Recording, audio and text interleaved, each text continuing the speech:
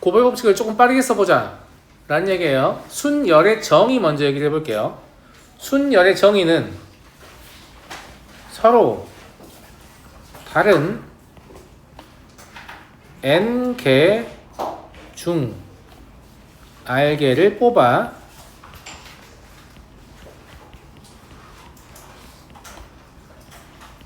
일렬로 나열하는 것이에요.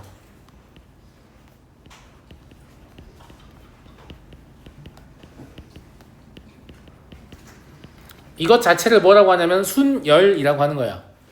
순열이 되려면 그러면 세 가지 조건이 필요한 거예요. 크게 보면 첫 번째, 서로 다른 대상에 대해서만 순열을 쓰는 거예요.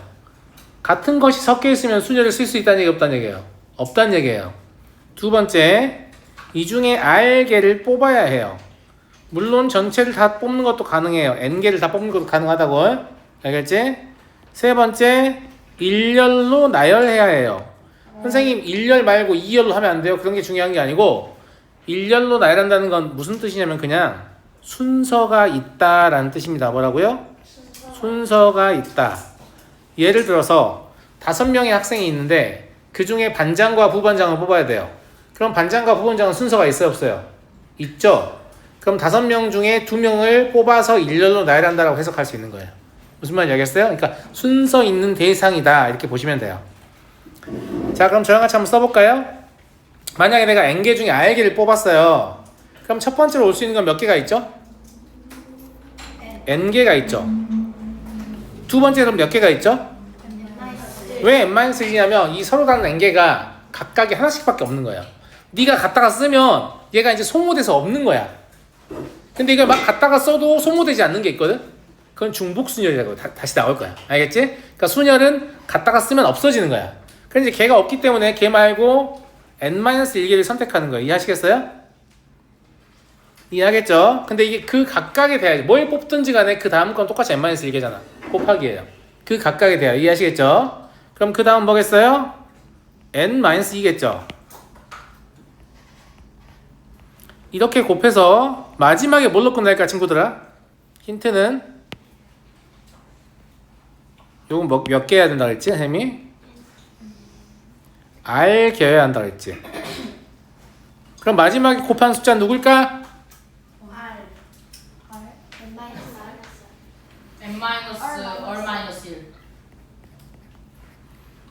n-r 플러스 1입니다. 왜냐면 둘 다 포함이기 때문에 n에서 n-r 플러스 1을 빼면 r-1 나오죠. 거기다 2를 더하면 r개가 되는 거예요. 마지막에 들어가는 얘를 잘 생각을 학생들이 못하는데 잘 못하겠으면 외워놔요. 물어보거든요. 문자의 형태로 알아야 한다고. 알았어. n-r 플러스 1이에요. 그런데 이제 문제 풀 때마다 이걸 적는 건 좀 귀찮잖아. 이걸 좀 줄여 써보자 라는 거고, 순열을 영어로 뭐라고 하냐면 permutation이라고 해요. 적혀있죠. permutation의 p를 따가지고 이 p를 적고 뽑는 대상의 숫자, 뽑을 수 있는 대상의 숫자는 n을 아래참처럼 적고, 그 다음에 뽑는 대상의 숫자를 또 아래참처럼 오른쪽에 적습니다. 그래서 npr 혹은 npermutationr이라고 읽고요. 세모는 뭐라고요? 정의입니다. 그래서 이 식 전체를 이 기호하고 동일하게 볼 수 있다 라는 겁니다. 연습 한번 해볼까요? 안 적어도 돼요. 만약에 제가 5p3이라고 적었어요. 무슨 뜻이에요? 5 곱하기 4 곱하기 3. 이게 3이나 3으로 끝난 거 아닙니다. 이게 3개나 3으로 끝난 겁니다. 다시 7p5. 그럼 뭐예요? 7 곱하기 6 곱하기 5 곱하기 4 곱하기 3. 왜? 이게 5개야 되니까. 이걸 7 곱하기 6 곱하기 5라고 쓰면 안 된다고. 개수의 5는 무슨 말인지 알겠지? 이거 잘 봐. 이 3은 뭐야? 7에서 5 뺀 다음에 1 더한 거지. 그래서 마지막에 온 숫자 뭐라고? n-r 플러스 1이라고. 이해하시겠어요? 예. 그런데 이거는 그냥 단순히 기호라서 이 기호를 못 외운다고 해서 딱히 경우의 수를 못 세지는 않아요. 근데 이제 이 기호가 편리한 점이 있으니까 좀 배워서 익혀보자. 이런 얘기예요. 다음은 계승입니다. 계승의 상황은 이제 얘가 뭐냐? 잠깐만요. 계승하기 전에 얘가 뭐냐면 얘는 순열의 수입니다. 그러니까 누가 이런 질문을 할 수 있지. 순열이 뭐야? 그럼 NPR이야. 맞는 말이야? 너 순열이 뭔지 알아? NPR이요. 맞는 말이야? 아닙니다. NPR은 순열의 수입니다. 아시겠죠? 순열은 뭐라고요? 서로 다른 n개 중 r개를 뽑아 일렬로 나열하는 것. 그것 자체가 순열입니다. NPR은 순열의 수입니다. 아시겠죠? 자, 다음 계승 얘기해 볼게요. 계승은 서로 다른 n개를 일렬로 나열하는 것입니다.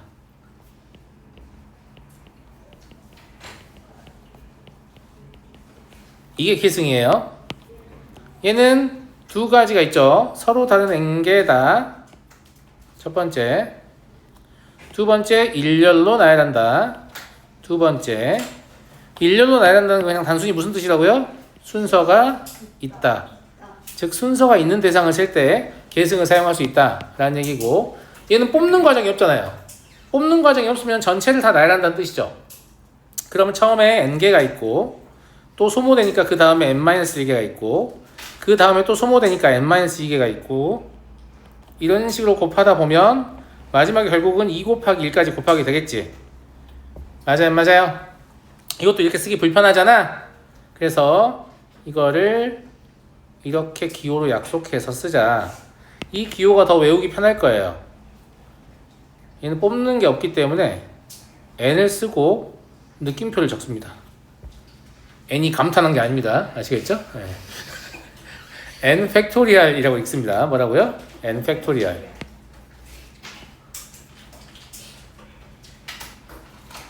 저 n이 당신의 수학 실력에 감탄한 게 아니고요. 아시겠죠? 네, n 팩토리얼. 그런데 이런 생각이 들잖아. 선생님, 이제 얘는 이제 계승의 수겠죠. 네. 선생님, 그렇다면 순열에서요, 서로 다른 n개 중에 n개를 다 뽑아버리면 그게 계승하고 같다는 말인가요? 즉 npn은 n 팩토리얼이란 말인가요? 맞습니다. 그래서 이 두 개의 정의에 의해서 우리는 npn이 무엇과 같다? n 팩토리얼과 같다라는 너무나 당연한 결론에 도달할 수 있죠. 정의 똑바로 외우셔야 돼요. 순열이 뭐야 이랬는데 막 쭈뼛쭈뼛 하면 안 됩니다. 서로 다른 n개 중 r개를 택하여 일렬로 나열하는 것이요. 이렇게 해야 돼요. 계승이 뭐야? 서로 다른 n개를 일렬로 나열하는 것이요. 아시겠죠? 자, 봅니다. NPR을 다음과 같이 쓸 수도 있거든요. 왜 그런지 한번 봐봅시다. 자, 우리가 NPR의 정의를 뭐라고 배웠냐면 n부터 숫자를 1씩 줄여가면서, 맞아요? 네. 그러니까 n-1, n-2 이렇게 해서 얼마까지 곱해야 되죠? n-r 플러스 1까지 곱하는 걸 계승이라고 배웠죠. 근데 이걸 분모가 1인 분수라고 한번 생각해 보게요.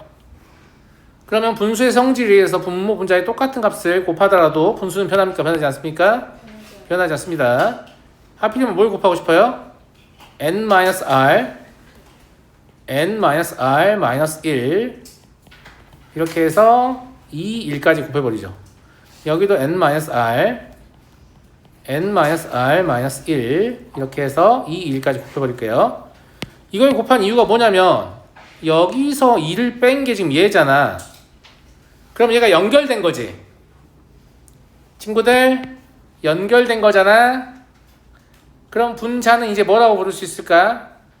n부터 어디까지? 1씩 줄여가면서 1까지 곱한 거죠. 그러니까 n 팩토리얼이에요.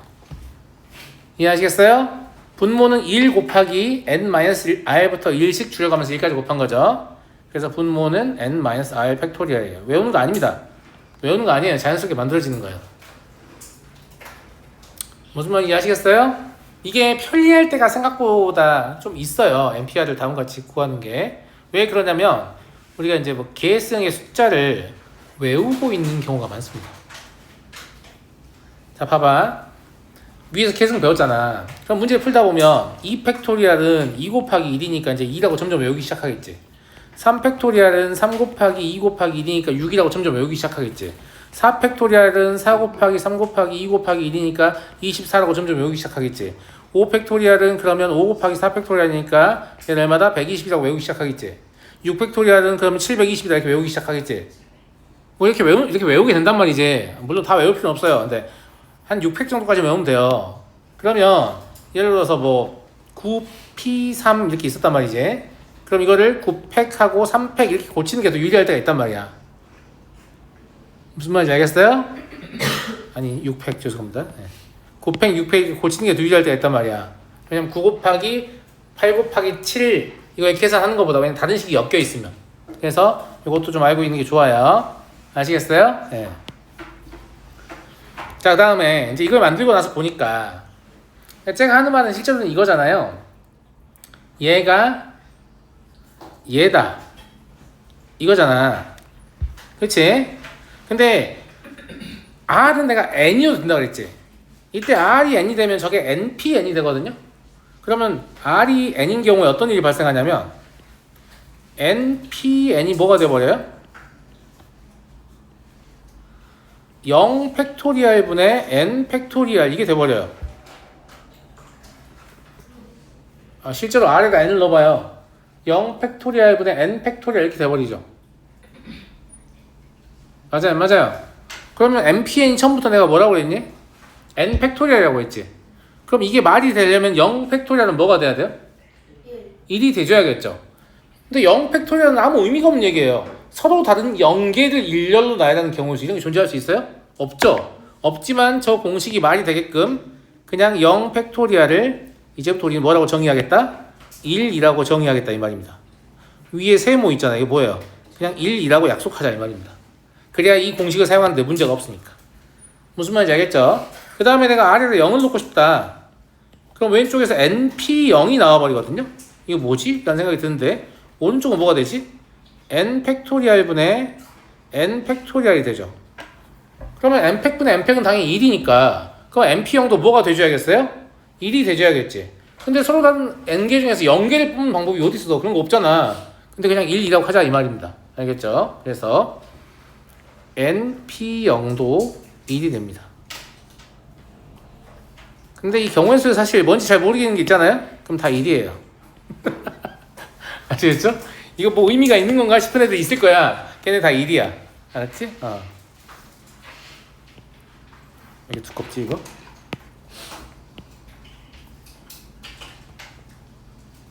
자, 주영이니까 외워주셔야 됩니다. 까먹으면 안 됩니다. 알았죠? 자, 이제 이거 이용해서 본격적으로 문제를 풀어볼게요. N 얼마예요? 6이죠. 왜냐면 N부터 1씩 줄여가면서 두 개를 곱하면 되는 거거든요. 맞아요? 근데 이게 30이잖아. 내 말 잘 들어봐. 이거를 N제곱 마이너스 N 마이너스 30으로 고쳐가지고 인수분해하는 애들이 있는데 그거는 N이 실수일 때 하는 거야. 이건 N이 자연수잖아. 그러니까 대충 얼마 정도 찌르면 30이 될까를 추측할 수 있지. N이 얼마? 6이면 되겠네. 자연수 조건이 있으니까. 자연수 조건의 부정방정식의 그런 느낌으로 풀어본다 이 말입니다. 아시겠죠? 자, ENP3 뭐라고 써야 돼요? EN 곱하기 EN-1 곱하기 EN-1을 써야 되는데 왠지 이거는 이렇게 쓰고 싶어지지 않냐? EN-2가 2로 묶으면 2 곱하기 N-1잖아. 그리고 얘는 44 곱하기 N 곱하기 N-1이지. 이때 N은 자연수니까 이렇게 약분이 되겠어요? 안 되겠어요? 되겠어요? 안 되겠어요? 이러려고 간 거죠. 그럼 EN-1은 11이에요. 그래서 얘는 여전히 6이네요. 이해됐습니까? 이해됐어요? 자, 6 팩토리얼 아까 내가 얼마 냈지? 720이요. 5팩이 120이고 5팩만 잘 외워. 왜냐면 4팩까지는 쉽게 계산되잖아. 5팩을 외우고 있으면 편하지. 알았어? 그러면 5팩만 외우고 있으면 6팩을 거기다 6 곱하면 되는 거야. 720 생각이 나잖아. 그러니까 5PR이 지금 뭐란 얘기냐면 720분의 43200이란 말이에요. 그럼 얼마죠? 60인가? 60이잖아. 76에 42, 62. 그지? 60! 그러면 5 곱하기 4 곱하기 3 하면 60 나오지. 그러니까 그냥 해보는 거야. 뭐, R을 알아서 쓰는 게 아니야. 딱 여기까지만 곱하면 60이 나오잖아. 그러니까 R은 얼마다? 3이다. 끝에 숫자가 3이라 3인 게 아니고 뭐라고요? 곱한 숫자가 3개라서 3인 겁니다. 알겠죠? NPR의 마지막에 R은 개수예요. 숫자의 개수. 당신들이 곱한 숫자의 개수. 아시겠죠? 자, 이건 기호 사용을 잘 하는가 보는 거고요. 자, 실제 문제 풀어볼게요. 여학생 3명과 남학생 4명이 일렬로 설 때 여학생끼리 이웃하여 서는 경우를 구하시오. 여학생끼리 이웃한다는 말은 여1, 여2, 여3 다 사람이 다르니까 이거 이렇게 묶어버린다는 얘기예요. 그러면 남1, 남2, 남3, 남4 이렇게 총 몇 명이 있는 것처럼 느껴지겠어요? 그렇죠. 5명이 있는 것처럼 느껴지겠죠. 그럼 5명을 일렬로 나열하면 뭐라고 했죠? 5 곱하기 4 곱하기 3 5 팩토리얼. 그런데 저 여학생들끼리 자리 바꿀 수 있어요? 없어요? 있죠. 이 여학생들끼리 자리를 바꾸는 걸 생각해서 여기다 추가로 뭘 곱해요? 3 팩토리얼 곱합니다. 답은 제가 계산하지 않겠습니다.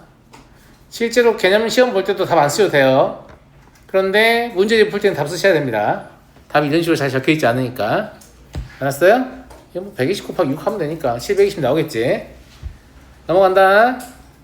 여학생들은 서로 이웃하지 않게 서는 경우를 구하시오. 자, 내 말 잘 들어. 이제 이 문제를 보면 다 무슨 짓을 하냐면 방금 이웃한 거 셌으니까 그냥 다 세면 7 팩토리얼이다. 근데 방금 이웃한 게 이거라며. 그럼 이게 답 아니에요? 아니, 이상한 소리 하거든요? 아닙니다. 왜 아니냐? 그거는 여학생이 둘일 때만 쓸 수 있는 풀이에요. 이건 여학생이 3명이기 때문에 2명이 이웃하고 1명이 이웃하지 않는 경우도 이웃하는 경우가 되는 겁니다. 얘는 3명이 다 이웃해야 한다고 했고, 여기서는 여학생이 서로 이웃하지 않으니까 1명도 이웃하면 안 된다는 거니까 이렇게 풀 수 없다는 거야. 없다는 거라고. 그러면 선생님 2명이 이웃하고 나머지 1명은 이웃 안 하는 것까지 다 세가지고 그렇게 해서 빼면 되지 않나요? 되는데 왜 그렇게 불편하게. 잘 봐. 지금부터 약간 센세이션한 풀이를 보여줄 거야. 잘 봐. 그런 짓을 하지 않고도 훨씬 쉽게 문제를 풀 수 있다. 어떻게 하는 거냐면 일단 남학생들을 먼저 세워요. 제가 지금 네모 치는 건 남학생입니다. 됐어요? 그럼 남학생들 세우는 방법은 4 팩토리얼 가지가 있겠지. 됐어? 그럼 여학생들 이웃하면 안 되니까 여학생들은 여기 아니면 여기 아니면 여기 아니면 여기 아니면 여기에 한 명씩만 들어갈 수 있어요. 그럼 제가 V표를 체크한 이 위치에 번호표를 만들어요. 1, 2, 3, 4, 5. 그리고 그 번호표를 여학생들한테 하나 나눠줘요. 그러면 서로 다른 5개의 번호표 중에 몇 개를 선택해서 3개를 선택해서 1로 나열하는 거죠. 그래서 여기다가 OP3을 쓰면 돼요. 이렇게 하면 엄청 쉽죠. 그러니까 우리가 사람이 꼭 가서 서야 한다고 생각하잖아요. 번호표를 만들어서 줘야겠다는 생각 할 수 있어요? 없어요? 없죠? 이거 스스로 못하니까 그냥 배워서 쓰시는 거야. 물론 스스로 저는 그런 생각이 드는데요? 박수! 박수. 그럼 아주 좋지. 근데 대부분은 스스로 그런 생각 못합니다. 그러니까 배워서 익혀서 사용하시면 돼요. 아, 저런 식으로 풀 수 있는 거구나, 이렇게. 알겠어요? 그럼 애들이 번호표를 받았으니까 그냥 번호표로 들어갈 거 아니야. 이해하겠죠? 이해하겠니?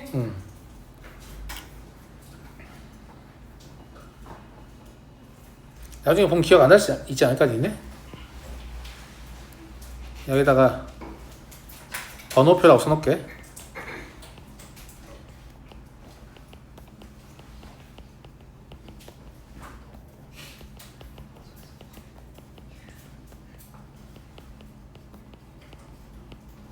이런 얘기입니다. 왜냐면 저 5군데 위치가 다 구분이 되기 때문에 뭐 각자 1, 2, 3, 4, 5 이런 번호를 지정할 수 있어요. 유아야, 너 개념시험 첫 장에 마지막 문제 틀렸잖아. 그거 되게 중요한 문제거든? 다시 봐야 돼. 나머지 괜찮았어. 아까 얘기하려고 했는데 너가 안 와가지고 얘기 못했어. 자, 6번 스페셜의 모든 문자를 써서 만든 순열에서 S가 처음에 P가 마지막에 뭐 별거 아니죠. 글자 몇 개니? 7개야. 근데 S가 처음에 P가 마지막에 온다며 몇 개겠어? 5개만 나열하면 되지. 5 팩토리얼. 그죠? S와 P 사이에 두 개의 문자가 있고 싶다. 자, 이런 것들이 좀 고민이 될 거예요. 왜냐면 봐봐, 여기가 S여도 되고 여기가 P여도 되지만 P와 S의 위치가 바뀌어도 되지. 그러니까 학생들이 고민을 하거든. 근데 S랑 P의 위치가 바뀌는 건 그냥 2를 곱하면 시작하면 돼. 그러면 그냥 이제 S가 앞에 있고 P가 뒤에 있다고 보면 되는 거예요. 무슨 말인지 알겠죠? 그 다음에 S와 P를 제외한 문제 5개 있댔죠. 그럼 이 사이는 어떻게 채울 거예요? 5개의 문자 중에 2개를 뽑아서 일렬로 나열하겠죠. 자, 그럼 이제 저 칸이 다 채워진 겁니다. 그럼 저 칸을 채우고 얘는 한 덩이가 된 거예요. 남은 문자 몇 개? 3개. 걔랑 합치면 총 몇 개? 4개. 이 상태로 나열해야 되죠. 그래서 마지막에 뭘 하는 거예요? 4팩토리얼 곱하는 겁니다. 자, 이해가 안 될까봐 제가 예를 들어드리면, 예를 들어 EC를 썼어요. 알았지? 그럼 우리한테 어떤 상황이 주어진 거냐면 S하고 E하고 C하고 P는 한 묶음으로 고정돼 있고 나머지 I하고 A하고 L만 남은 상태가 된 겁니다. 그래서 이것을 나열하는 게 지금 여기에 뭐가 된 거냐면 4팩토리얼이 된 거예요. 그러니까 이 경우의 수는 완벽한 논리를 가지고 접근하지 않으면 나중에 본인이 쓴 식을 보고 내가 어떻게 푼 거지? 이걸 잘 알기가 어려워요. 그때 당시에는 막 이것저것 곱해갖고 했는데 다시 읽어보면 나란 놈은 그때 뭔 생각한 걸까? 이런 생각이 자꾸 든단 말이지. 알았어? 네. 넘어가 되겠습니까? 다음. 적어도 한쪽 끝에 자음이 오는 것은 몇 개인가? 어떻게 세겠어요?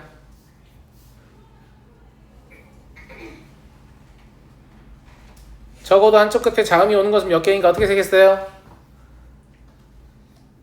이걸 세려고 하면 자음 어쩌고저쩌고 모음 어쩌고저쩌고 자음 어쩌고저쩌고 자음. 이거 세 개를 다 세야 되잖아.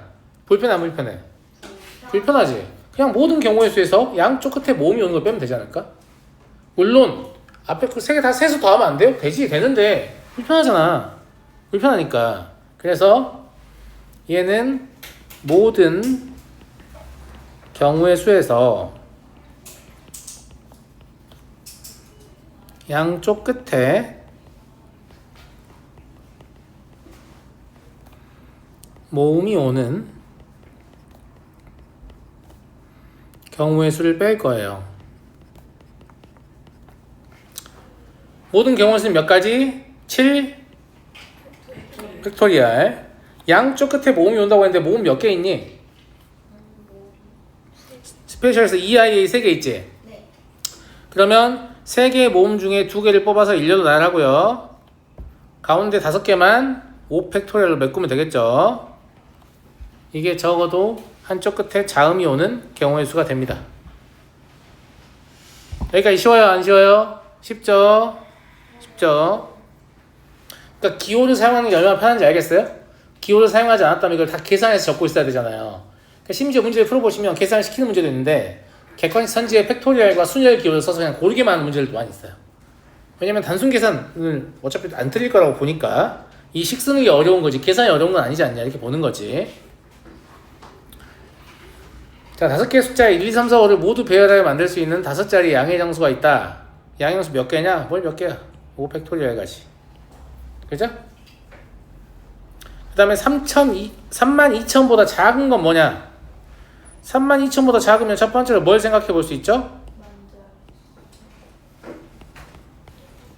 뭐라고요? 여기가 1일 때요?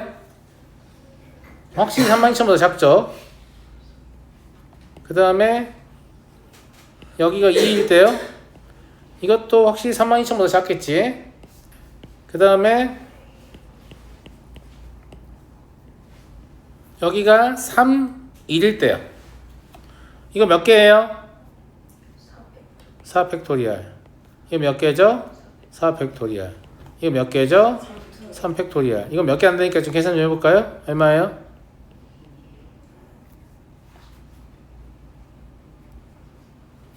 54개 아니에요? 24 더하기 24 더하기 6이니까 그죠? 자, 이 중에서 5를 뺐으면 몇 개나 더 쉬워요. 그치? 더 쉽지 않니? 더 쉽지 않아? 마지막에 무조건 뭘로 끝나야 되니까. 그렇지. 실제로 써주면서 내가 약간 자괴감이 드는데 왜냐하면 안 써도 풀 수 있기 때문이에요. 여기 1, 2, 3, 1인데 5, 5, 5만 추가잖아요. 그럼 얘가 3팩이고 얘도 3팩이고 얘는 2팩이잖아요. 그러니까 답은 이렇게 0이요? 예, 14이 나오는 거죠. 왜 0을 찾고 있어요? 문제 0이 안 나와 있는데. 종류 어린이 네. 왜 0을 찾고 있냐고. 문제 0이 안 나와 있는데.